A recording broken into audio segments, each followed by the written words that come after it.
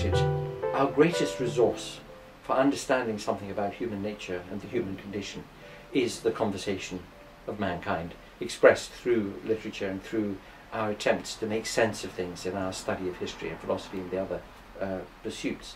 So somebody who is a very thoughtful and responsive listener to that conversation and who started to participate in that conversation would be very, very well equipped to do it.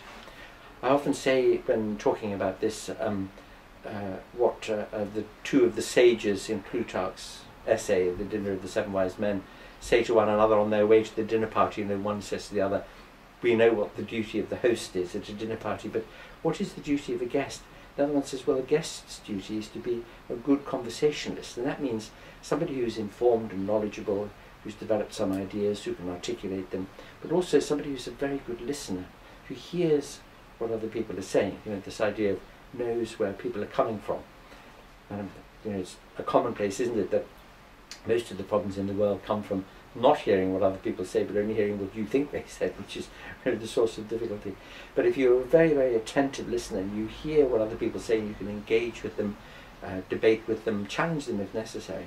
So those two things, being informed, having got to the mountaintop and had a look at the landscape, and that's something you do when you're a thoughtful reader, and really attending to other people and engaging with them. Those two things are the essentials of being a good conversationalist at a dinner party, but they're also the essentials of being a good guest at the dinner of life.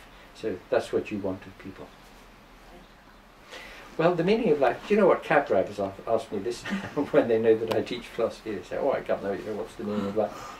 And I say, well, I know the answer to that question. That's very intriguing for them. The meaning of life is what we make it. And it's a very serious point, this, because most people through most of history, and alas, most people in the world today, are told that there is a one-size-fits-all top-down answer to that question. And it's usually, of course, a religious answer of some kind.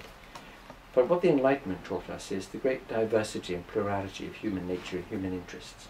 And there are many, many, many different ways that people can make good lives for themselves, good, flourishing lives that feel good to live, which are good in their impact on other people, which are full of worthwhile goals, and they feel that they're moving towards the realization of them.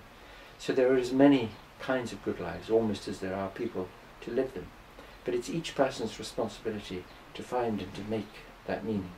And meaning doesn't fall out of the sky or come to us from outside, but it comes from our own endeavour to create and find meaning.